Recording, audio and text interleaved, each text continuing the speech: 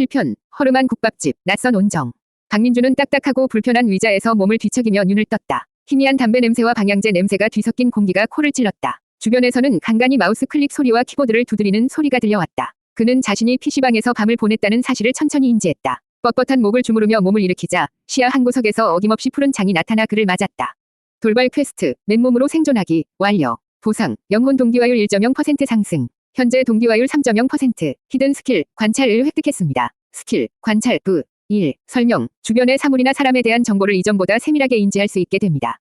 레벨이 오를수록 더 깊고 본질적인 정보를 파악할 수 있습니다. 그는 보상 메시지를 무덤덤하게 읽어내렸다. 영혼 동기화율이라는 것이 올랐다고 해서 몸이 특별히 좋아진 것 같지는 않았다. 하지만 관찰이라는 새로운 스킬은 그의 호기심을 아주 조금 자극했다. 한때 그는 세상의 모든 데이터를 분석하고 통찰력을 뽑아내는 전문가였다. 어쩌면 이것은 그가 가장 잘하던 일과 비슷한 종류의 능력일지도 몰랐다. 그는 시험 삼아 스킬을 사용해 보기로 마음먹었다. 그는 옆자리에서 밤새 게임을 하던 남자를 쳐다보았다. 이전 같았으면 그저 게임하는 사람 정도로 인식하고 말았을 것이다. 하지만 지금 그의 눈에는 더 많은 정보들이 들어왔다. 남자의 눈 밑에는 짙은 다크서클이 내려와 있었고 손목에는 반복적인 작업으로 인한 파스가 붙어 있었다. 입고 있는 티셔츠는 낡았지만 깨끗하게 세탁된 상태였고 모니터 옆에는 낡은 가족 사진이 붙어 있었다. 그는 게임을 하는 것이 아니라 힘겨운 현실을 잠시 잊기 위해 필사적으로 발버둥 치고 있는 것처럼 보였다. 민주는 자신도 모르게 시선을 돌렸다. 타인의 삶을 이렇게 깊게 들여다보는 것은 어색하고 불편한 일이었다. 그는 자리에서 일어나 밖으로 나갈 채비를 했다. 주머니에는 어제 국밥을 사 먹고 남은 7,000원 중 PC방 요금을 내고 남은 2,000원이 전부였다.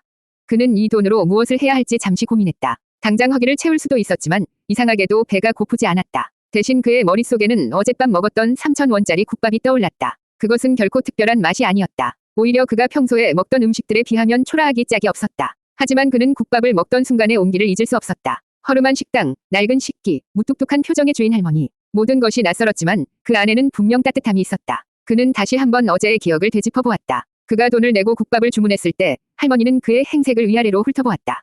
남루한 옷차림, 며칠은 씻지 않은 듯한 꾀죄죄한 얼굴. 격렬이나 동정의 시선일 것이라고 그는 지레짐작했다. 하지만 할머니는 아무 말 없이 주방으로 들어가 뚝배기를 불 위에 올렸다. 그리고 잠시 후 그의 앞에 국밥을 내어주었을 때 그는 무언가 이상하다는 것을 느꼈다. 다른 테이블의 손님들 것보다 건더기가 유난히 푸짐해 보였다. 그는 자신의 착각일 것이라고 생각했다. 하지만 밥을 한술 뜨자 안에는 보통 국밥에는 잘 넣어주지 않는 삶은 달걀 반쪽까지 들어있었다.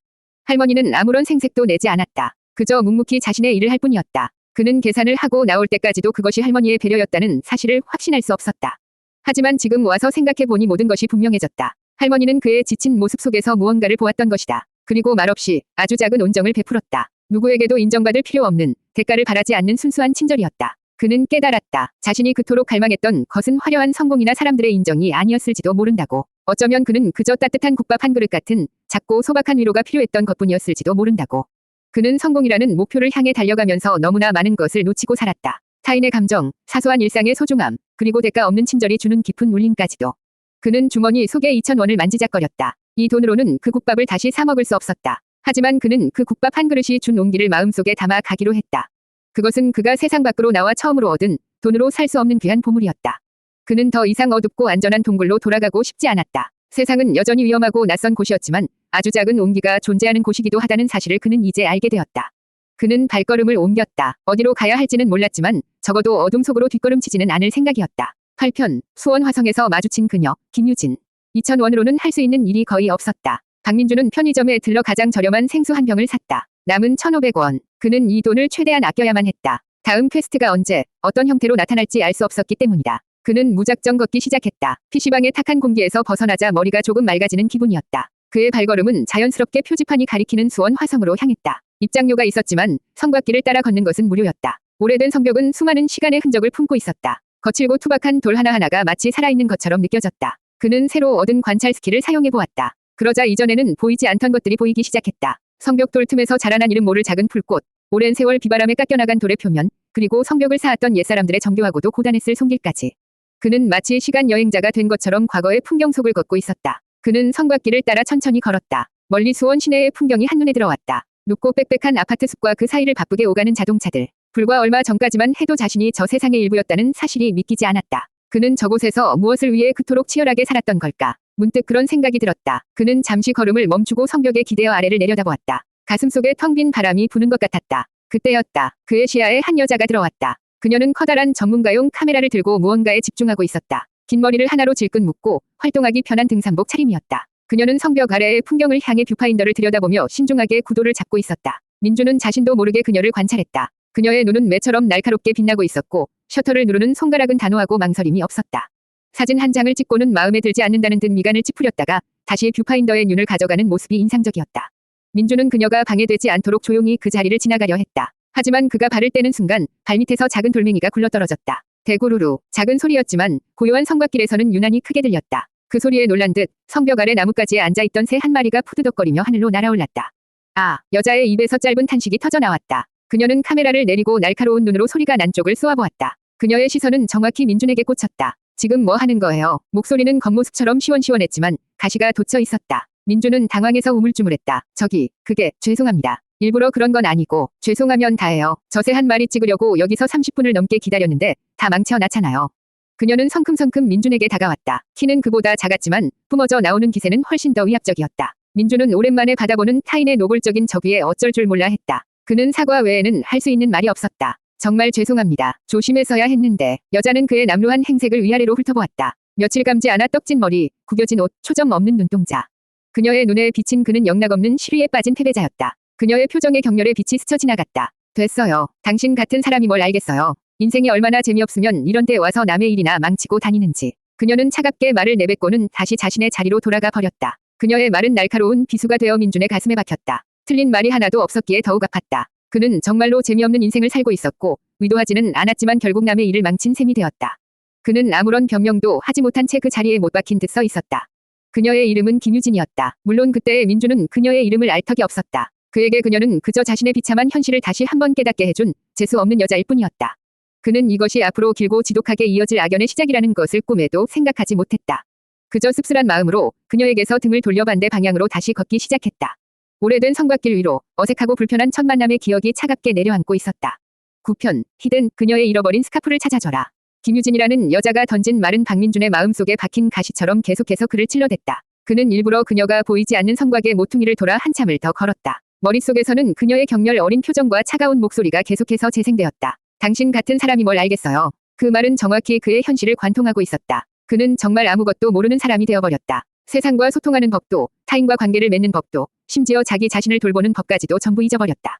그는 그저 텅 빈 껍데기, 의미 없이 세상을 부유하는 유령일 뿐이었다. 자조적인 생각에 잠겨 무의미하게 발걸음을 옮기던 그의 눈에 문득 길가에서 살짝 벗어난 덤불 속에서 반짝이는 무언가가 들어왔다.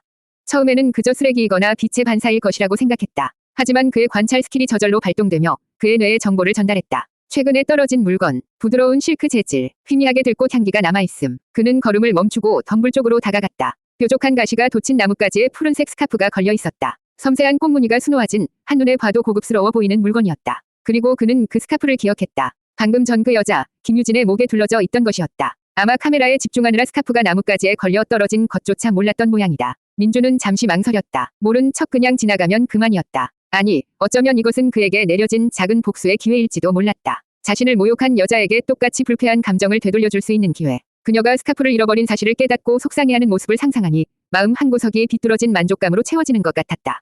그는 차갑게 외면하고 다시 제갈 길을 가려고 했다. 바로 그 순간 그의 눈앞에 시스템 창이 나타났다. 하지만 이번에는 평소와는 조금 다른 은은한 금빛 테두리를 두른 창이었다. 히든 퀘스트가 발동되었습니다. 퀘스트, 스쳐간 인연의 물건. 내용, 김유진이 잃어버린 스카프를 찾아 돌려주십시오. 보상, 페널티, 없음. 이 퀘스트는 당신의 자발적인 선택에 의해 발동되었습니다. 자발적인 선택, 그 단어가 민준의 눈길을 사로잡았다. 지금까지의 퀘스트는 모두 시스템에 의해 강제된 것이었다. 하지만 이번에는 달랐다. 선택권이 그에게 주어졌다. 페널티가 없다는 것은 이 퀘스트를 거부해도 아무런 불이익이 없다는 뜻이었다. 그는 스카프와 시스템 창을 번갈아 보며 깊은 고민에 빠졌다. 마음속에서 두 개의 목소리가 싸웠다. 한쪽에서는 복수심과 모멸감이 그를 부추겼다. 그녀가 너에게 어떻게 했는지 잊었어. 무시해버려. 그게 당연한 거야. 하지만 다른 한쪽에서는 어젯밤 먹었던 국밥 한 그릇의 온기가 떠올랐다. 아무런 대가도 바라지 않고 그저 공경에 처한 사람에게 말없이 건넸던 주인 할머니의 작은 친절.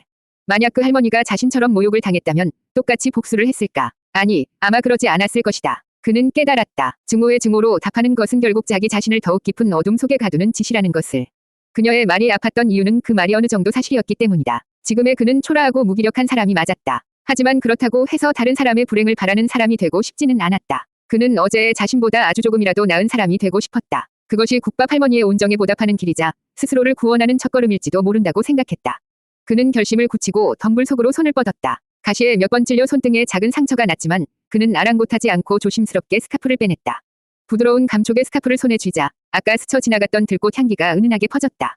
그는 숨을 한번 크게 고르고 왔던 길을 되돌아 걸었다. 그녀는 여전히 그 자리에 있었다. 카메라를 가방에 챙겨 넣으며 무언가 허전한 등목 주변을 더듬고 있었다.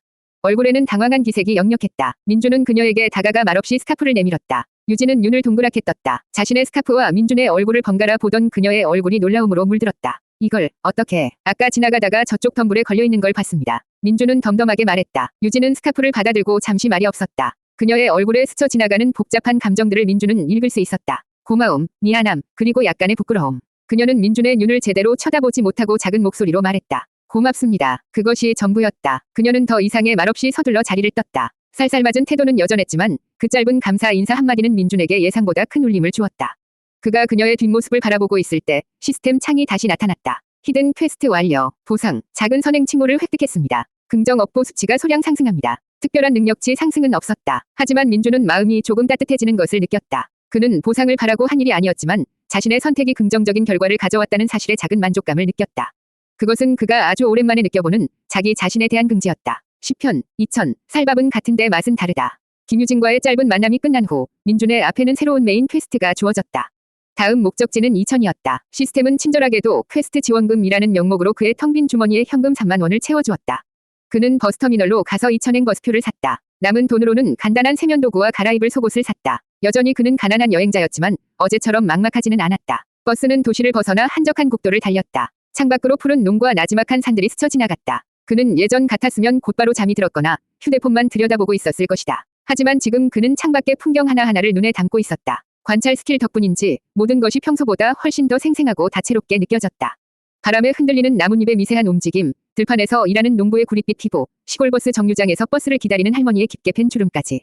세상은 그가 외면하고 있던 수많은 이야기들로 가득 차 있었다. 2000에 도착한 그에게 주어진 퀘스트는 아주 간단했다. 2000살로 지은 밥을 먹으시오. 그는 터미널 근처의 허름한 한식 백반집으로 들어갔다. 화려한 상차림을 자랑하는 유명한 쌀밥집도 많았지만 그는 왠지 모르게 소박하고 평범한 곳에 더 마음이 끌렸다.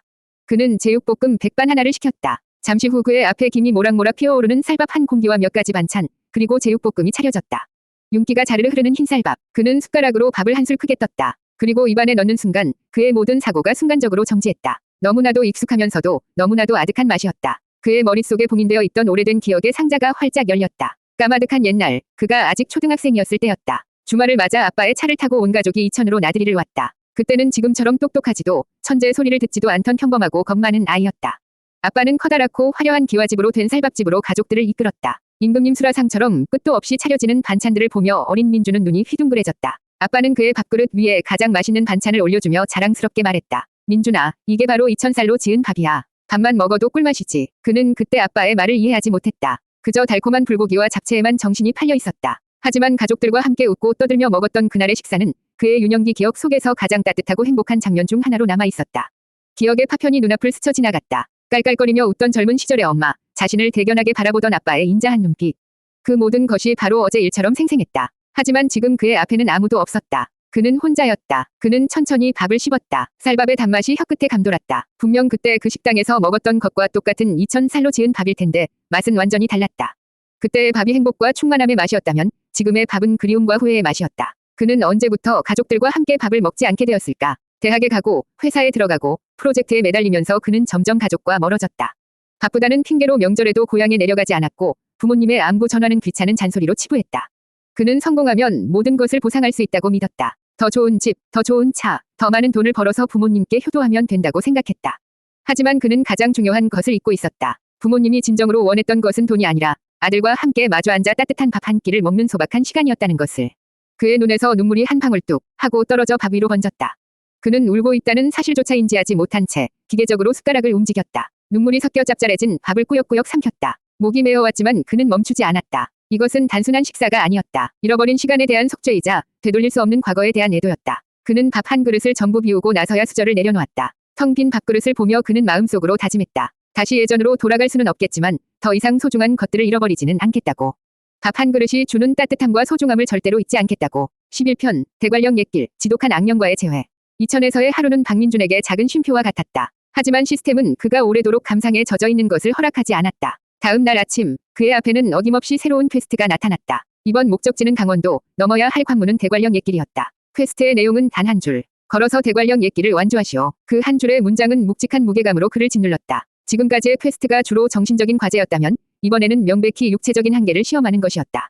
그는 강릉행버스에 몸을 실었다. 차창 밖으로 펼쳐지는 풍경이 점점 험준해졌다. 부드러운 구름과 평야는 사라지고 첩첩이 이어진 산의 능선들이 그를 맞았다. 대관령 옛길 입구에 도착했을 때 그는 거대한 산의 위용 앞에서 잠시 할 말을 잃었다.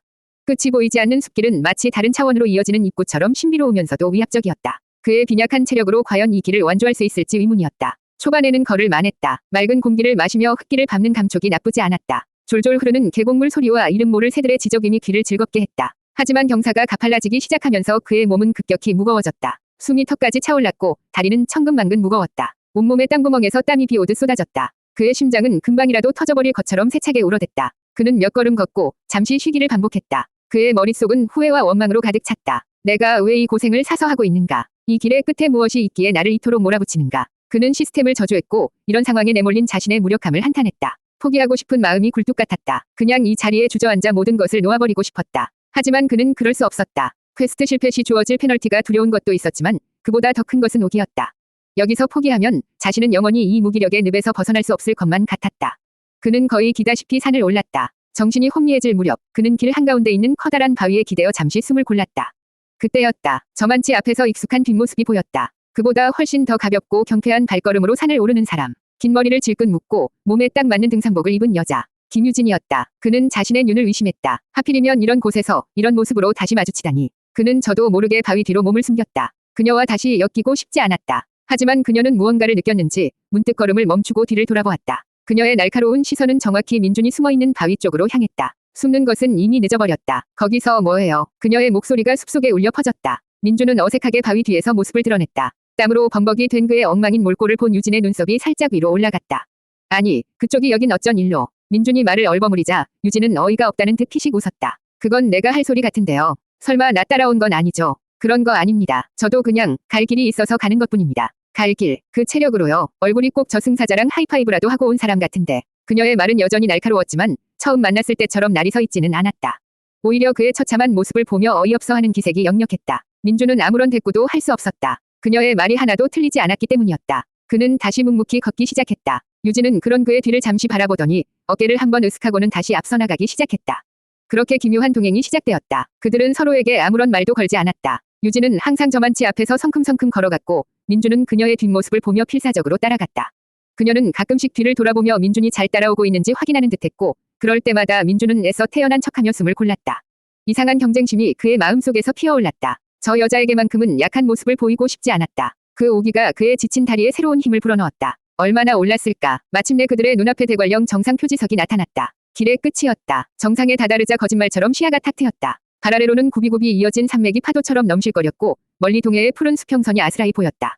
거친 바람이 불어와 그의 땀을 식혀주었다. 그는 그 자리에 주저앉아 가쁜 숨을 몰아쉬었다. 죽을 것 같이 힘들었지만 동시에 살아있음을 온몸으로 느끼고 있었다. 먼저 도착해 풍경을 감상하던 유진이 그에게 다가와 물병을 건넸다. 꼴이 말이 아니네. 마셔요. 민준은 잠시 망설이다가 물병을 받아들었다. 그는 고맙다는 말 대신 엉뚱한 질문을 던졌다. 왜 기다렸습니까? 그녀는 언제든지 먼저 내려갈 수 있었다. 하지만 그녀는 정상에서 그가 올라오기를 기다리고 있었다. 유진은 그의 질문에 대답 대신 먼 바다를 바라보며 혼잣말처럼 중얼거렸다. 혼자 보는 풍경은 가끔 좀 심심하거든. 그 말 속에 어떤 의미가 담겨 있는지 그때의 민준은 알 수 없었다. 그저 지독한 악년이라고 생각했던 그녀와의 만남이 어쩌면 다른 이름으로 불릴 수도 있겠다는 막연한 예감이 들 뿐이었다. 12편 강릉 카페거리. 다른 목적, 같은 여행자. 대관령을 넘은 두 사람이 자연스럽게 향한 곳은 강릉이었다. 산을 내려오자마자 시스템은 민준에게 퀘스트 완료 메시지와 함께 달콤한 보상을 안겨주었다. 영혼 동기화율이 대폭 상승했고 기초 체력이라는 새로운 능력치가 생겨났다. 그는 끔찍하게 힘들었던 산행이 헛되지 않았음을 실감했다. 몸은 녹초가 되었지만 정신은 오히려 더 맑아진 기분이었다. 유진은 버스를 타고 시내로 들어가는 내내 창밖을 보며 말이 없었다. 민준 역시 그녀에게 섣불리 말을 걸지 않았다. 정상에서 나눴던 짧은 대화가 둘 사이의 어색한 공기를 조금은 누그러뜨렸지만 그들은 여전히 서로에 대해 아는 것이 거의 없는 타인이었다. 버스가 강릉 시내에 도착하자 유진은 그럼 하는 짧은 인사만 남기고 인파 속으로 사라졌다. 민준은 왠지 모를 허전함을 느끼며 일단 숙소를 잡고 쉬기로 했다. 다음 날 민준은 강릉의 명소라는 안목해변으로 향했다. 해변을 따라 길게 늘어선 카페거리는 평일임에도 불구하고 사람들로 북적였다. 그는 바다가 가장 잘 보이는 창가 자리가 있는 카페를 골라 들어갔다. 따뜻한 커피를 한 잔 시켜놓고 그는 멍하니 잿빛 겨울 바다를 바라보았다. 파도는 끊임없이 밀려와 하얀 거품을 만들고는 부서져 사라졌다. 마치 자신의 인생 같다는 생각이 들었다. 무언가를 향해 끊임없이 달려갔지만 결국 부서져 흩어지는 물거품. 그가 상념에 잠겨 있을 때 카페의 문이 열리며 익숙한 인형이 들어왔다. 김유진이었다. 그녀는 마치 약속이라도 한 듯 그의 대각선 맞은편 자리에 앉았다. 그녀는 그를 발견하고 잠시 놀란 표정을 짓더니 이내 피식 웃으며 고개를 까딱해 보였다. 민준도 어색하게 목례로 답했다. 그녀는 자리에 앉자마자 노트북을 펼치고 어제 찍었던 사진들을 확인하기 시작했다. 한동안 카페 안에는 커피잔이 부딪히는 소리와 잔잔한 음악, 그리고 파도 소리만이 맴돌았다. 그 침묵을 먼저 깬 것은 유진이었다. 커피 맛은 좀 알아요. 그녀는 노트북에서 눈을 떼지 않은 채 물었다. 민준은 갑작스러운 질문에 당황하며 대답했다. 그냥 씁니다. 하여간 재미없는 사람. 여기 커피가 얼마나 유명한데 이건 신맛이 강하고 저긴 쓴맛이 강하고 또 저 집은 향이 깊고 다 이야기가 있다고요. 그녀의 말투는 여전히 톡 쏘았지만 이상하게 기분이 나쁘지는 않았다. 그는 잠시 고민하다가 용기를 내어 물었다. 사진은 잘 나왔습니까? 그제야 유진은 노트북에서 고개를 들어 그를 제대로 쳐다보았다. 그녀의 눈은 뷰파인더를 들여다볼 때처럼 진지하게 빛나고 있었다. 나쁘지 않아요. 어제 날씨가 좋아서 당신이 새를 날려버리지만 않았어도 더 좋았을 텐데. 그건 죄송합니다. 됐어요. 맨날 죄송하대. 사과받자고 한 말 아니니까. 그녀는 다시 노트북으로 시선을 돌렸다. 대화가 끊기는가 싶었지만 그녀는 곧 다시 입을 열었다. 그쪽은 뭐 하는 사람이에요? 여행하는 사람 같지는 않은데. 그녀의 질문은 전곡을 찔렀다. 그는 여행자가 아니었다. 그는 도망자이자 길 잃은 유랑자였다. 그는 잠시 머뭇거리다가 최대한 사실과 가깝게 대답했다. 오래 다니던 회사를 그만두고 그냥 좀 머리를 식히러 나왔습니다. 아, 백수시구나. 그녀의 직설적인 표현에 민준의 얼굴이 살짝 굳었다. 유진은 그의 표정을 읽었는지 피식 웃으며 말을 이었다. 왜요? 기분 나빠요. 나도 백수인데 돈 되는 일은 안 하고 이렇게 맨날 사진만 찍으러 돌아다니니까. 그녀는 자신의 노트북 화면을 민준 쪽으로 살짝 돌려 보여주었다. 화면에는 대관령의 웅장한 설경과 그 속에서 살아 숨쉬는 작은 생명들의 모습이 담겨 있었다. 그가 그냥 지나쳤던 풍경들이 그녀의 렌즈를 통해 생생한 이야기와 감동으로 재탄생해 있었다. 대단하네요. 민준의 입에서 진심 어린 감탄이 흘러나왔다. 유진은 그의 칭찬에 어깨를 으쓱하며 말했다. 아직 멀었어요. 이걸로 세상 사람들 마음을 다 사로잡아야 하는데. 그들은 그렇게 한참 동안 두서없는 대화를 나누었다. 그녀는 자신의 꿈에 대해 이야기했고 민준은 조용히 들어주었다. 그는 자신의 과거에 대해서는 거의 말하지 않았지만 그녀는 더 이상 묻지 않았다. 그들은 서로의 목적지가 어디인지 여행의 끝이 어디인지 알지 못했다. 하지만 이 순간 이 카페 안에서 그들은 같은 곳을 바라보고 있었다. 다른 목적을 가졌지만 결국 길 위에 서 있다는 공통점을 가진 똑같은 여행자였다.